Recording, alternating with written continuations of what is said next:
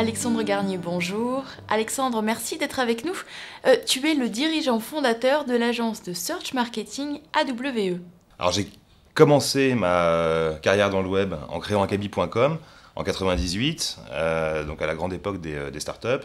Et Akabi.com était une société qui proposait un service de group buying, c'est-à-dire d'achat de produits de grande consommation aux enchères. Et j'ai pu donc développer cette entreprise et la vendre au groupe Multimania Lycos en 2000, juste avant que la bulle s'effondre. Finalement, Akabi, c'était un mix entre eBay et Groupon, mais avant l'heure. Mais bien avant l'heure. Et c'est là qu'on a compris qu'en business, trop tôt, c'est comme trop tard. C'est pas le bon moment. Mais entrepreneur dans l'âme, tu n'as pas attendu 24 heures. Et le lendemain de la vente, qui s'est fait à l'occasion de l'introduction en bourse de Multimania, j'ai quitté l'entreprise et j'ai monté une régie publicitaire web, évidemment, qui avait la particularité d'être spécialisée sur les secteurs liés au divertissement adulte, la rencontre, le jeu et un peu l'érotique. J'ai choisi ce secteur à cette époque puisque c'était le seul secteur sur lequel on avait à la fois un volume de trafic sur Internet important et un volume de requêtes sur Google important. On avait des produits dématérialisés, on pouvait donc vendre en full dématérialisé sur le web. Et, troisième condition sine qua non, un système de paiement. À l'époque, on facturait les internautes sur leur note de téléphone à travers leur modem. C'était le système de facturation qui est à l'époque issu des systèmes de facturation de l'Audiotel et du Minitel. Et ce sont précisément avec ces acteurs-là que j'ai pu démarrer cette activité. En 2003, avec le lancement des Google AdWords, tu as modifié ton business model ? Ouais, 2003, changement de modèle Google, rupture extrêmement importante dans le système d'achat d'espace qui existait jusque-là. C'est-à-dire qu'on est passé d'un système où les agences achètent du volume de trafic et d'audience dont ils négocient le prix auprès des médias. C'est ce qu'on faisait avec Google, on achetait de la banner, on en achetait beaucoup et on négociait avec MountainView un prix, un volume et on vendait finalement au détail avec une marge. En 2003, Google a lancé le système d'achat des clics aux enchères et au temps réel. Ce qui fait que du métier de grossiste d'achat, on est passé à un métier de trader de clics, ce qui a donc radicalement changé la donne. J'ai compris à ce moment-là qu'on avait affaire, non pas à un test de la part d'un média, mais une révolution profonde dans la manière d'acheter la publicité sur le web. Et effectivement, aujourd'hui, on achète le trafic des moteurs de recherche au clic, aux enchères et en temps réel. On achète aussi tout l'inventaire de displays, donc des banners et des vidéos de la même manière. C'est le sujet des ad exchange qui est plus récent, mais c'est exactement le même principe. Et donc nous, notre métier de trader s'applique à ces nouveaux supports. Et on sait qu'aux États-Unis, Google teste le même système sur des spots publicitaires, sur les réseaux de chaînes de télévision numériques. Peut-on parler de tes clients ? Alors, mes clients sont historiquement des .com, évidemment. Ça des pure players, des acteurs qui font 100% de leur business et de leur vente sur le web.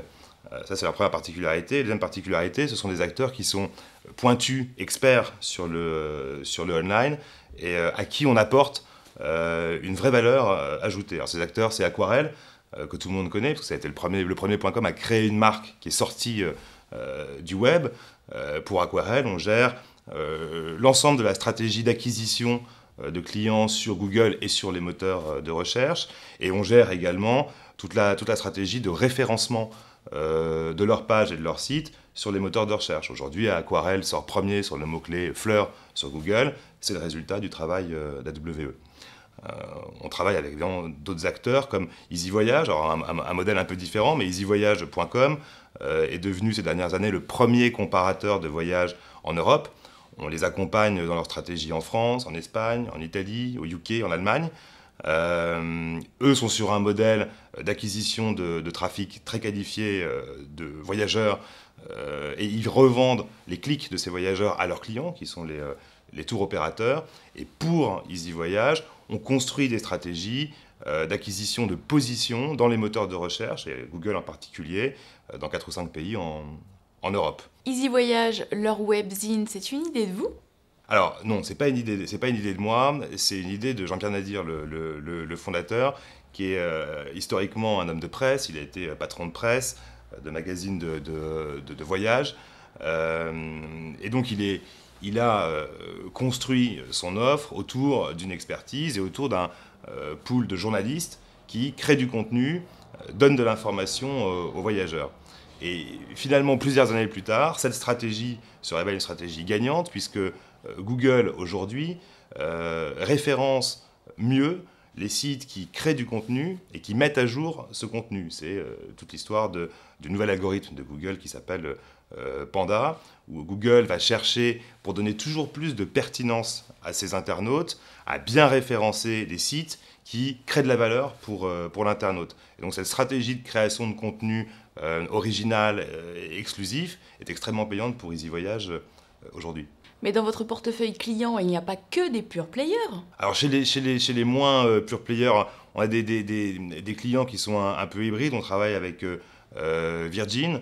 Virgin, marque mondialement connue de distribution de musique, et qui ont développé une plateforme de téléchargement, bien sûr, légale, de musique, de films, et beaucoup de livres, et de plus en plus, qui s'appelle virginmedia.fr. Donc, même objectif, développer le volume de vente et donc de download, d'achat de musique, de films et de livres pour Virgin Media sur Google. Et donc c'est la gestion du bid management, donc achat de clics aux enchères en temps réel pour cet acteur-là, et puis stratégie de positionnement. Et quand on dit positionnement dans Google, c'est pas uniquement positionner virginmedia.fr sur un mot-clé comme télécharger musique, mais c'est également développer toute la stratégie vidéo de Virgin Media pour développer des chaînes dans YouTube dont les vidéos et dont les extraits vidéo seront repris par Google dans son index. Et donc on trouve là de nouveaux leviers d'acquisition de trafic sur les moteurs. Parlons de l'entreprise AWE. Alors 35 collaborateurs aujourd'hui, donc une expertise très forte sur 3 domaines. Le domaine de l'acquisition, en particulier donc évidemment la gestion des campagnes de mots-clés sur les moteurs avec une approche pure ROI. Nos account managers, on les appelle nos traders en interne parce qu'ils font du trading de clics en temps réel pour l'ensemble de nos clients. Et la partie référencement au sens large, derrière laquelle j'ai référencement naturel que tout le monde connaît, mais j'ai aussi le référencement vidéo, j'ai le référencement Maps qui prend une place de plus en plus importante dans les moteurs, le référencement de produits, Google Product, qui vient très récemment concurrencer des offres comme celle de Criteo, etc. Donc tous les produits qui sont derrière Google, ça c'est la spécialité de la WE qui va les utiliser pour générer des ventes chez ses clients. Ça c'est le premier domaine d'expertise. Le deuxième domaine d'expertise, il est construit autour de la conversion. Quand on amène du trafic sur un site, l'objectif c'est de le convertir. Et donc on a développé une expertise de conversion, c'est-à-dire A/B testing, multi-ad testing. Comment est-ce que je peux éditer des centaines de variantes d'une même page pour qu'à la fin, elle me génère une meilleure conversion et donc un coût d'acquisition client plus bas pour nos clients. Et puis la troisième brique, qui est liée aux deux premières évidemment, c'est la brique Analytics. Quels outils doit-on implémenter chez nos clients pour pouvoir traquer, suivre avec une grande précision le chemin de l'internaute, du clic jusqu'à la vente, et comment est-ce qu'on peut l'optimiser, d'une part, et d'autre part, comment est-ce qu'on peut éditer des tableaux de bord, des dashboards, pour notre client au niveau direction du groupe, c'est-à-dire des tableaux de bord 100% business, combien coûte mon trafic et combien il me rapporte, et puis les tableaux de bord plus techniques, plus marketing, avec Google Analytics, sur le détail de tous les metrics qu'on utilise pour optimiser un plan marketing online.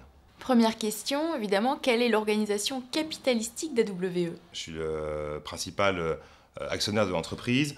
Le parti pris à la création, c'était de monter une TPE ou une PME, donc autofinancée, avec un objectif de rentabilité, par opposition à ce que j'avais fait précédemment, c'est-à-dire une start-up dont le principe est de lever de l'argent en espérant qu'un jour on soit rentable. Bon, j'avais pas adoré ce modèle-là, et donc j'ai préféré rentrer dans un système où on part petit, on construit un vrai modèle rentable, on construit une relation avec ses clients, et c'est comme ça qu'on grossit petit à petit.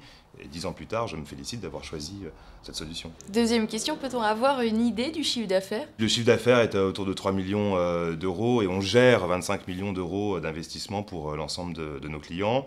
Et on a un taux de croissance qui est plutôt sympathique, et qui est un peu supérieur au taux de croissance du e-commerce, c'est-à-dire un peu supérieur à 20%. On est sur un secteur où à la fois le e-commerce croît de 20% par an, et on a quelques belles années devant nous, et par ailleurs le secteur de la publicité en ligne, qui lui croît d'environ 10% par an. Enfin, dernière question, quelle est l'originalité de ton offre? Alors l'originalité de l'offre, c'est, comme je le disais tout à l'heure, une offre de performance marketing, c'est-à-dire une offre qui s'adresse aux gens, soit aux acteurs qui vendent en ligne, en B2C, soit aux acteurs en B2B qui font de l'acquisition de leads online. On travaille avec le groupe Algeco, par exemple, pour qui on fait de l'acquisition de prospects, c'est des entreprises qui vont, au final, acheter les produits du groupe.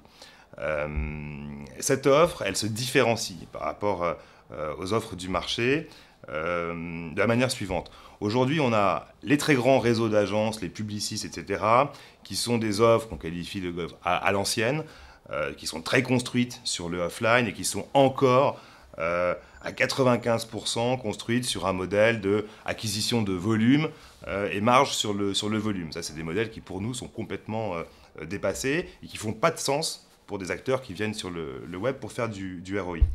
Et puis, on a des acteurs plus online qui ont construit des offres 360 ces 5 dernières années. Et une offre 360, c'est quoi ? En quoi ça consiste ? C'est aligner tous les services marketing possibles à l'intérieur d'une agence et les proposer une gamme la plus large possible à son client. Mais finalement, sans aucun objectif business.